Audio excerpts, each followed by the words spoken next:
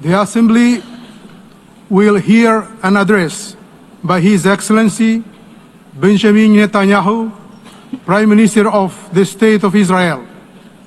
I request protocol to escort His Excellency and invite him to address the Assembly.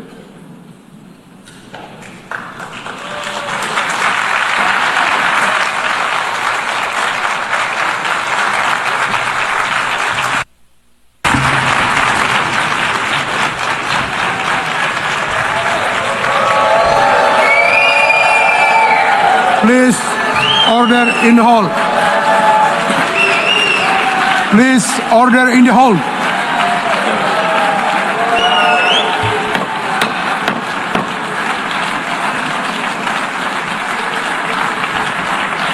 Please, order in the hall.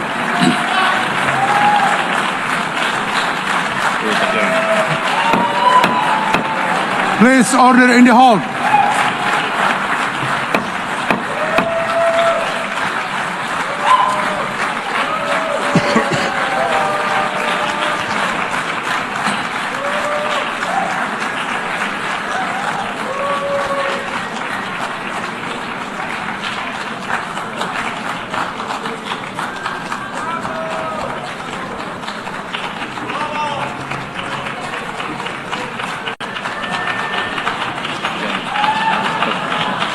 Please order in the hall and please be seated.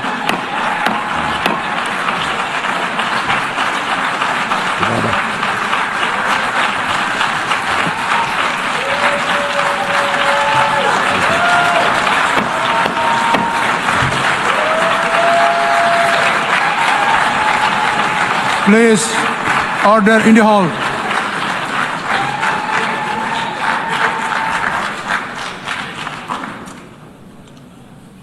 Mr. President, the families of our dear hostages languishing in the dungeons of Gaza, ladies and gentlemen,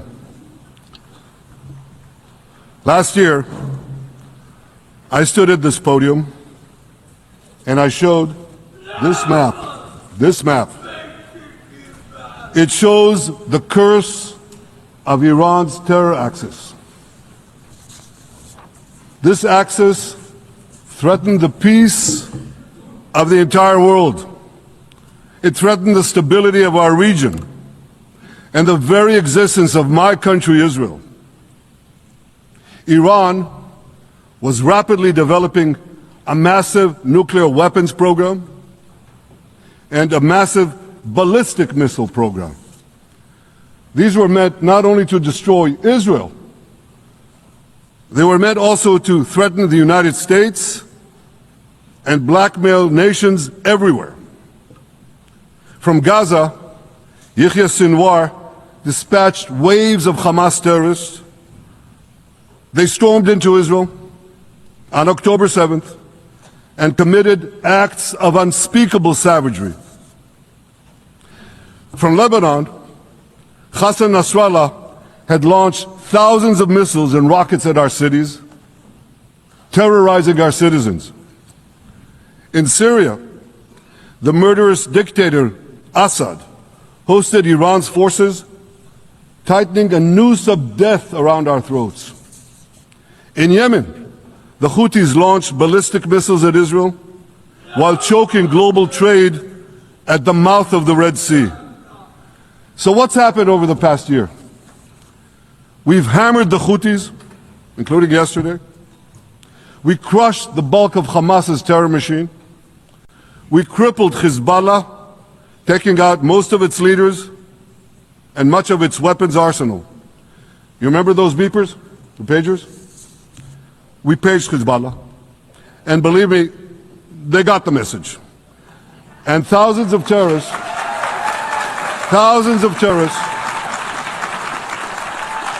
dropped to the ground. We destroyed Assad's armaments in Syria. We deterred Iran's Shiite militias in Iraq. And most importantly, and above anything else that I could say to you or that we did in this past year, in this past decade, We devastated Iran's atomic weapons and ballistic missiles programs.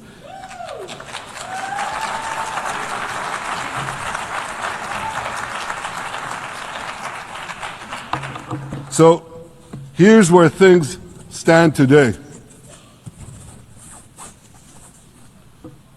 Half the Houthi leadership in Yemen, gone.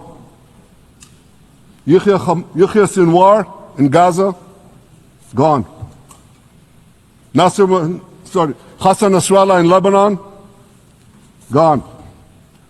The Assad regime in Syria, gone. Those militias in Iraq, well, they're still deterred. And their leaders, if they attack Israel, will also be gone.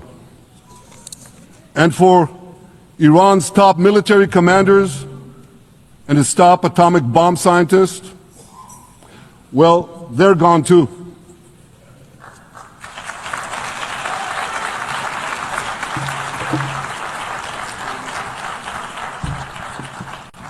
Israel's 12-day war with Iran, which I renamed Operation Rising Lion, that's from the Bible.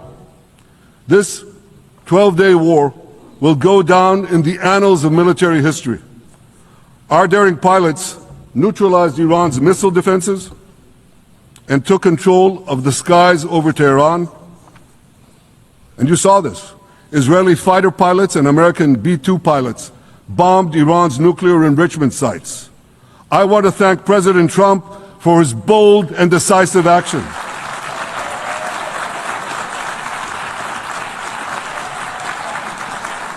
President Trump and I promised to prevent Iran from developing nuclear weapons, and we delivered on that promise. We removed an existential threat to Israel, and a mortal threat to the civilized world. We lifted a dark cloud that could have claimed millions and millions of lives. But, ladies and gentlemen, we must remain vigilant. We must remain absolutely clear-minded and vigilant. We must not allow Iran to rebuild its military nuclear capacities. Iran's stockpiles of enriched uranium, these stockpiles must be eliminated. And tomorrow, UN Security Council sanctions on Iran must be snapped back.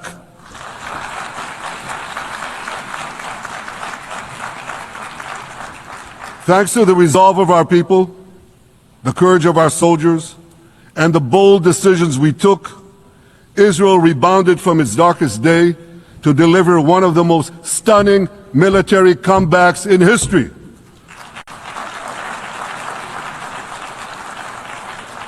But we're not done yet. The final remnants of Hamas are holed up in Gaza City.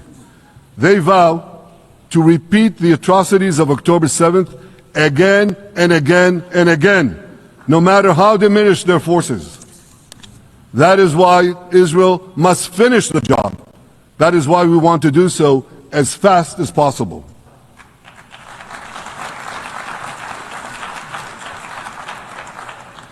Ladies and gentlemen, much of the world no longer remembers October 7th. But we remember. Israel remembers October 7th. On that day, well, I'll tell you, you can remember October 7th too. You see this large pin here? It's a QR code. What I ask you to do is hold up your phones, zoom in, and you too will see why we fight and why we must win. It's all in here. On October 7th, Hamas carried out the worst attack on Jews since the Holocaust. They slaughtered 1,200 innocent people, including over 40 Americans and foreign nationals from dozens of countries represented here. They beheaded men. They raped women. They burnt babies alive. They burnt babies alive in front of their parents. What monsters. And these monsters took more than 250 people hostage. And those included Holocaust survivors, grandmothers and their grandchildren. Who takes hostage grandmothers and grandchildren? Hamas does. So far, we've brought home 207 of these hostages, but 48 still remain in the dungeons of Gaza. 20 of them are alive, starved, tortured, deprived of any daylight, deprived of humanity. These are the names of the 20 living hostages. Matan Angrist, Gali and Zerv Berman, brothers, Elkanah Buchbot, Rom Braslavsky, Nimrod Cohen, Ariel and David Cunyo, another pair of brothers, Guy Gilboa Dalal, Eviatar David. You saw the picture of Eviatar David, emaciated, forced to dig his own grave. Maxim Herkin, Eitan Horn, Segev Kalfon, Bar Kuperstein, Omri Meran, Eitan Moore, Yosef Chaim Ochana, Alon Ohel, Avinatam Or, and Matan Tsengarker. Now, ladies and gentlemen, I want to do something I've never done before. I want to speak from this forum directly to those hostages through loudspeakers. I've surrounded Gaza with massive loudspeakers connected to this microphone in the hope that our dear hostages will hear my message. And I'll say it first in Hebrew and then in English. Achenu הגיבורים, מדבר ראש הממשלה בנימין נתניהו. אני פונה עליכם מעל בימת האו"ם. לא שכחנו אתכם, אפילו לא לשנייה.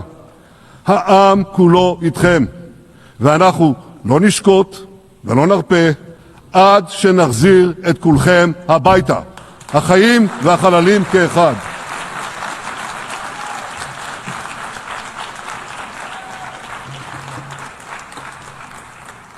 Our brave heroes.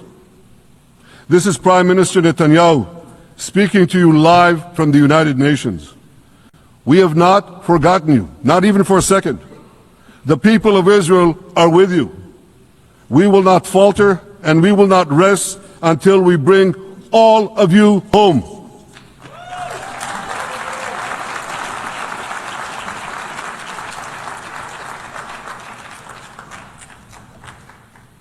Ladies and gentlemen, thanks to special efforts by Israeli intelligence, my words are now also being carried. They're streamed live to the cell phones of Gazans. So to the remaining Hamas leaders and to the jailers of our hostages, I now say, lay down your arms. Let my people go.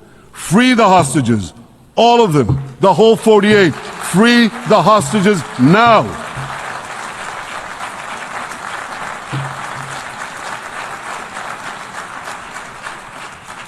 If you do, you will live. If you don't, Israel will hunt you down. Ladies and gentlemen, if Hamas agrees to our demands, the war could end right now. Gaza would be demilitarized, Israel would retain overriding security control, and a peaceful civilian authority would be established by Gazans and others committed to peace with Israel. And of course, you understand that the war in Gaza has affected every Israeli. But I'm sure there are people in New York or in London or in Melbourne and elsewhere who are probably thinking, what does all of this have to do with me? And the answer is everything. Because our enemies are your enemies. So let's do something else. So first at the UN, let's do a pop quiz. And raise your hand if you know the answer. Here's the first question. Who shouts death to America? Is it A, Iran, B, Hamas, C, Hezbollah, D, the Houthis, or E, all of the above? All of the above. Correct, all of the above. Second question. Who has murdered Americans and Europeans in cold blood? Is it A, Al-Qaeda, B, Hamas, C, Hezbollah, D, Iran, or E, all of the above? All of the above. Correct. Again. So here's the point I wanted to make. Our enemies hate all of us with equal venom. They want to drag the modern world back to the past, to a dark age of violence, fanaticism, and terror. I think many of you are already feeling in your own societies the radical Islamist surge. You know, I'm sure you do, you know deep down that Israel is fighting your fight.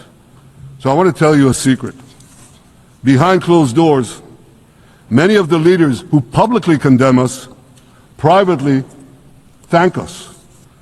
They tell me how much they value Israel's superb intelligence services that have prevented time and again terrorist attacks in their capitals, time and again saving countless lives.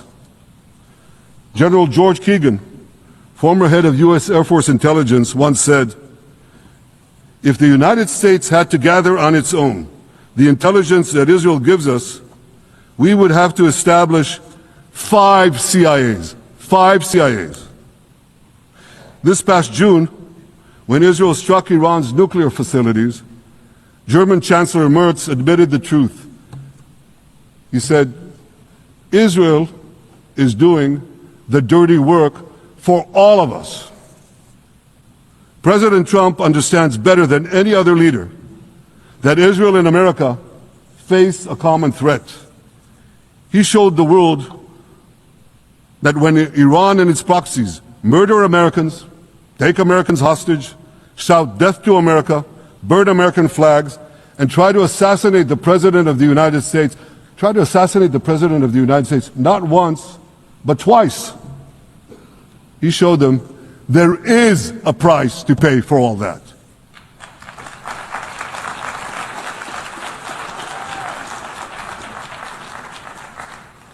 But regrettably, many leaders who are represented in this hall, they send a very different message. Sure, in the days immediately following October 7th, many of them supported Israel. But that support quickly evaporated when Israel did what any self-respecting nation would do in the wake of such a savage attack. We fought back. Now just imagine, just sit back for a second and imagine an attack against America proportioned to the attack against Israel on October 7th.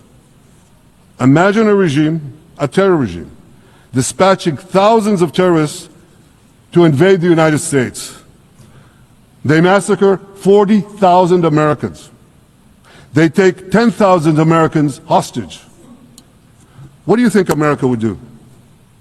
You think America would leave that regime standing? You don't think that. No way, not a chance.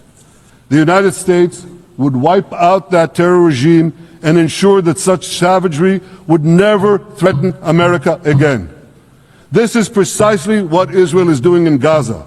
We're wiping out the terror regime of Hamas and ensuring that this savagery will never threaten Israel again. That's what we are doing. That's what any self-respecting government would do.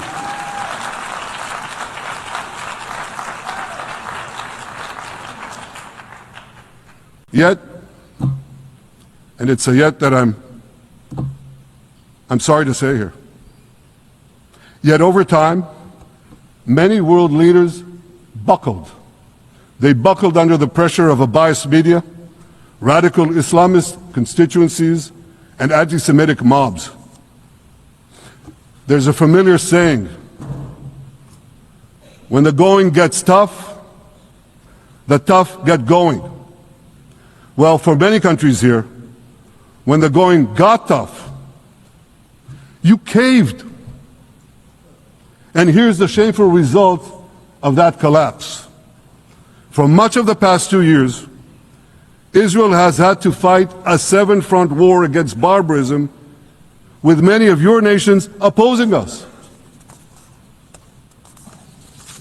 Astoundingly, as we fight the terrorists who murdered many of your citizens, you are fighting us. You condemn us, you embargo us, and you wage political and legal warfare, it's called lawfare, against us.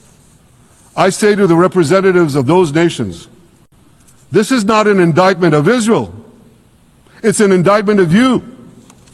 It's an indictment of weak-kneed leaders who appease evil rather than support a nation whose brave soldiers guard you from the barbarians at the gate. They're already penetrating your gates. When will you learn? You can't appease your way out of jihad, and you won't escape the Islamist storm by sacrificing Israel.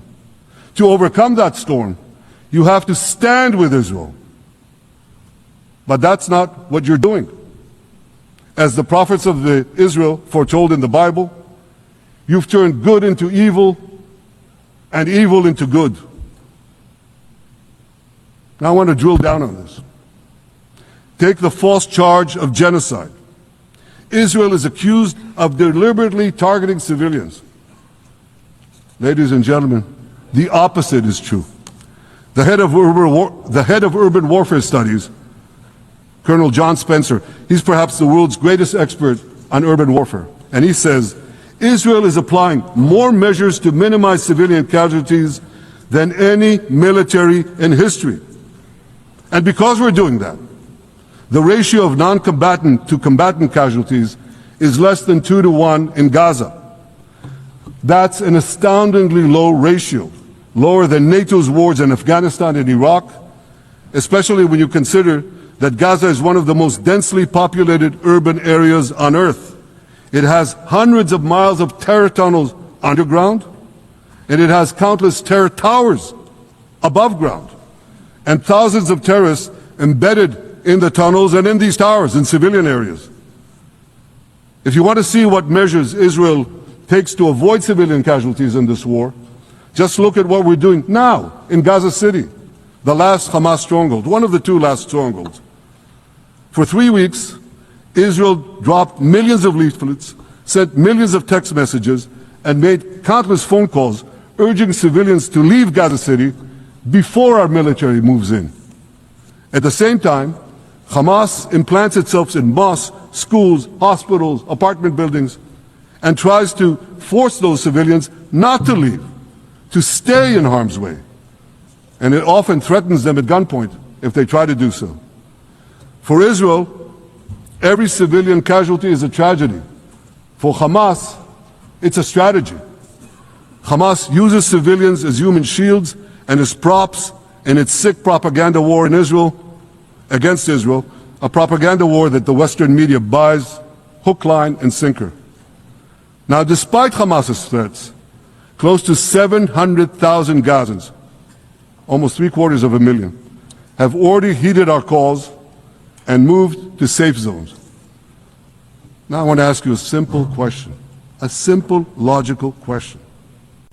Would a country committing genocide plead with the civilian population it is supposedly targeting to get out of harm's way? Would we tell them, get out, if we want to commit genocide? We're trying to get them out. And Hamas is trying to keep them in. And this charge is so baseless. The comparison to genocide, wholesale slaughter of populations.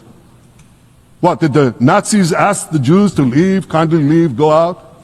Did others, you want me to name all the genocidal leaders of history? Just go one by one. Did anyone do this? Did they say, get out so we can come in? Of course not. So the truth has been turned on its head. Hamas, a genocidal terrorist organization whose charter calls for the murder of all Jews on the planet. This genocidal organization is given a pass. It's barely mentioned.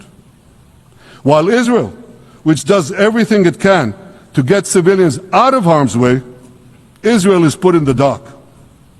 What a joke. You want to hear another one? Israel is accused of deliberately starving the people of Gaza when Israel is deliberately feeding the people of Gaza. Since the beginning of the war, Israel has let into Gaza more than 2 million tons of food and aid. That's 1 ton of aid for every man, woman, and child in Gaza. Nearly 3,000 calories per person per day. Some starvation policy. If there are Gazans who don't have enough food, it's because Hamas is stealing it. Hamas steals it, hoards it, and sells it at exorbitant prices to fight its war machine. Last month, even the UN, not exactly a supporter of Israel. You're supposed to laugh, by the way. Last month, even the UN admitted that Hamas and other armed groups looted 85% of the trucks. That's why you have deprivation. Those who peddled the blood libels of genocide and starvation against Israel are no better than those who peddled blood libels against the Jews in the Middle Ages when they falsely accused us of poisoning wells, spreading plague, and using the blood of children to bake Passover matzahs. Anti-Semitism dies hard. In fact, it doesn't die at all. It just keeps coming back with its libelous lies, refurbished, regurgitated over and over again. And I want to tell you something else. These anti-Semitic lies, they have consequences. In recent months, Jews have been assaulted in Canada, Austria, or rather Australia, Britain, France, the Netherlands, and elsewhere. Here in America, an elderly Holocaust survivor was burned to death in Colorado. And a beautiful young couple from the Israeli embassy in Washington was brutally gunned down right in front of the Holocaust Museum there. Thankfully, President Trump's administration is forcefully fighting the scourge of anti-Semitism, and every government here should follow its lead. But instead, many do the opposite. They actually reward the worst anti-Semites on earth. This week, the leaders of France, Britain, Australia, Canada, and other countries unconditionally recognized a Palestinian state. They did so after the horrors committed by Hamas on October 7th. Horrors praised on that day by nearly 90% of the Palestinian population. Now, let me say that again. Nearly 90% of Palestinians supported the attack on October 7th. It's not supported only, they celebrated it. They danced on the rooftops. They threw candies. That's both in Gaza and in Judea, Samaria, the West Bank, as you call it. And it's just the way they celebrated another horror, 9/11. They danced on the rooftops. They cheered. They threw candy. You know what message the leaders who recognized the Palestinian state this week sent to the Palestinians? It's a very clear message. Murdering Jews pays off. Well, I have a message for these leaders. When the most savage terrorists on earth are effusively praising your decision, you didn't do something right. You did something wrong, horribly wrong. Your disgraceful decision will encourage terrorism against Jews and against innocent people everywhere. It will be a mark of shame on all of you. But wait a minute, Mr. Prime Minister, they tell me. Wait a minute. We believe in a two-state solution where the Jewish state of Israel will live side by side in peace with the Palestinian state. There's only one problem with that. The Palestinians, they don't believe in this solution. They never have. They don't want a state next to Israel. They want a Palestinian state instead of Israel. And that's why every time They were offered a Palestinian state, but were required to end the conflict with Israel and recognize the Jewish state every time. Over the decades, they turned it down. And that is why every time they were given territory, they used it to attack us. In fact, they effectively had a Palestinian state in Gaza. So what did they do with that state? Peace? Coexistence? No. They attacked us time and time again. Totally unprovoked. They fired rockets into our cities. They murdered our children. They turned Gaza into a terror base from which they committed the October 7th massacre. So here's the uncomfortable truth. The persistent Palestinian rejection of a Jewish state in any boundary is what has driven this conflict for over a century. It is still driving it. It's not the absence of a Palestinian state. It's the presence and existence of a Jewish state. And I find it amazing that the foreign chancelleries and the ministries and all those who pontificate about this, and the leaders, how can they not see this basic truth when it is repeated again and again and again ad nauseum? And I want to say something else. This rejection of a Jewish state not only applies to Hamas, it also applies to the so-called moderate Palestinian Authority. You should know that the Palestinian Authorities pays terrorists to slay Jews. The more Jews the terrorists slay, the more the Palestinian Authority pays. The Palestinian Authority names its government buildings, its public squares, its schools, after the mass murderers of Jews, which they glorify as martyrs. They pay and glorify not just the killer of Jews, but also killers of Christians.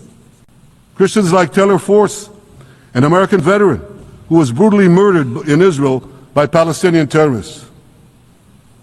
But, that I hear from the Western leaders. They tell me, the PA promised us it will reform. And I know this time, Prime Minister, it will be different. Yeah, right.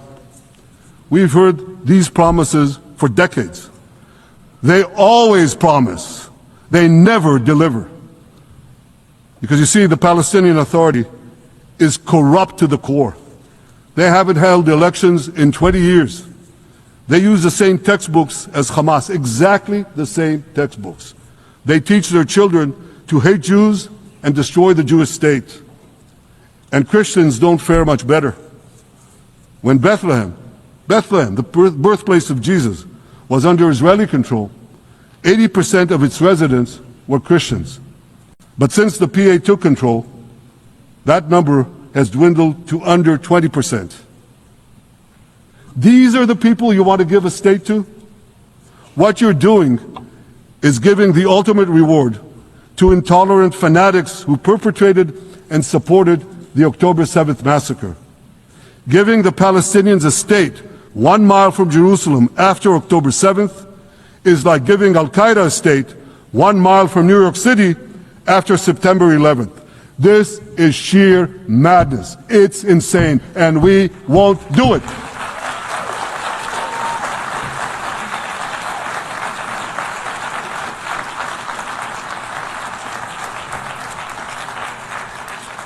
So here's another message to those Western leaders.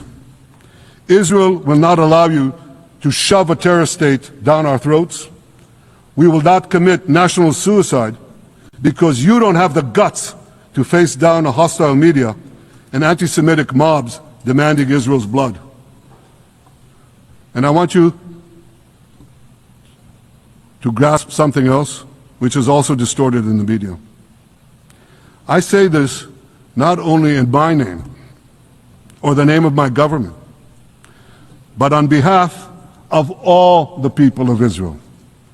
Last year there was a vote in the Knesset, our parliament, whether or not to oppose the imposition of a Palestinian state. You want to guess what the results were? Out of 120 members of our parliament, 99 voted against and only 9 supported. That's over 90%. It's not a fringe group. It's not the prime minister who himself is extreme or he's held hostage by extreme parties to his right. It's over 90% of Israelis. My opposition to a Palestinian state is not simply my policies or my government's policy. It's the policy of the state and people of the state of Israel.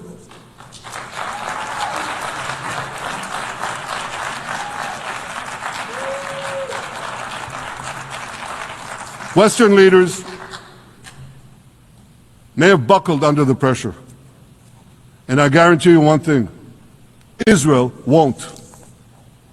Israel's victories over the Iranian... Thank you, I know you won't too, that's good. Israel's victories over the Iranian terror axis have opened up possibilities for peace that were unthinkable 2 years ago. Take Syria. For decades, the very idea of peace between Israel and Syria seemed unimaginable. Well, no more. Today, we have begun serious negotiations with the new Syrian government. I believe an agreement can be reached that respects Syria's sovereignty and protects both Israeli security and the security of the minorities in the region, including the Druze minority. From the founding of Israel, Jews and Druze have been brothers in arms. We have fought together, we've bled together, we built our lives together. When I was a young commander in Israel's Special Forces, my own life was saved by the invaluable advice given to me by a great friend, Salim Shufi, a heroic Druze IDF veteran. And that's why I couldn't sit idly by, nor could Israel sit idly by, while the Druze were being slaughtered by jihadists. And I instructed our forces to stop the massacre, which they promptly did. Peace between Israel and Lebanon is possible as well. I call on the Lebanese government to also begin direct negotiations with Israel. I commend it for its declared aim to disarm Hezbollah. But we need more than words. If Lebanon takes genuine and sustained action to disarm Hezbollah, I'm sure we can achieve a sustainable peace. Of course, until that happens, we will take whatever action we need to defend ourselves and to maintain the conditions of the ceasefire which was established in Lebanon. Our goal is not merely to monitor Hezbollah's actions, but to prevent them from violating the ceasefire and attacking us at any time. But I'm sure that if the Lebanese government persists in its goal of disarming Hezbollah, peace will come very speedily and very readily. Victory over Hezbollah has made peace possible with our two Arab neighbors in the north. Victory over Hamas will make peace possible with nations throughout the Arab and Muslim world. Our victory would lead to a dramatic extension and expansion of the historic Abraham Accords, which President Trump brokered between Arab leaders and myself 5 years ago. And I took note, as I'm sure you did too, of the encouraging words spoken here by the President of Indonesia. This is the country with the largest Muslim population of all nations. And it's also a sign of what could come. Forward-looking Arabs and Muslim leaders know that cooperating with Israel will provide them with groundbreaking Israeli technologies, including in medicine and science, in agriculture and water, in defense and AI, and so many other fields. I believe that in the coming years, the Middle East will look dramatically different. Many of those who wage war on Israel today will be gone tomorrow. Brave peacemakers will take their place. And nowhere will this be more true than in Iran. The long-suffering Iranian people will regain their freedom. They will make Iran great again. And our two ancient peoples,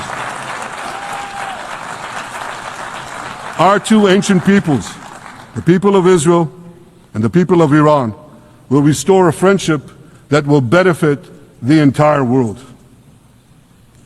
Ladies and gentlemen, the horrors that happened on one dark day, October 7th, those horrors happened countless times during the centuries of my people's exiles among the nations. Jewish blood was cheap. Jews were killed with impunity. We had to beg others to defend us. The rise of Israel did not mean that the attempts to destroy us would end. It meant that we could fight back against those attempts. And that is exactly what Israel has done since October 7th. Our sons and daughters fought like lions. Our brave soldiers donned their uniforms and rushed into battle. They were armed with the dreams of the 100 generations of Jews who came before them. The dream of living as a free people in the land of Israel, our beloved homeland for more than 3,000 years. The dreams of living in our own independent state. The dream of having an army to defend ourselves. And the dream of being a light unto the nations, a beacon of progress, ingenuity, innovation, for the benefit of all humanity. On October 7th, the enemies of Israel tried to extinguish that light. 2 years later, the resolve of Israel and the strength of Israel burned brighter than ever.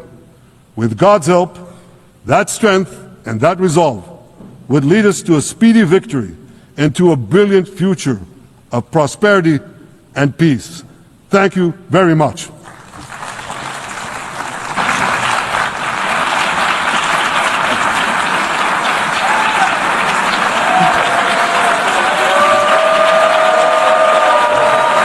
On behalf of the Assembly, I wish to thank the Prime Minister of the State of Israel,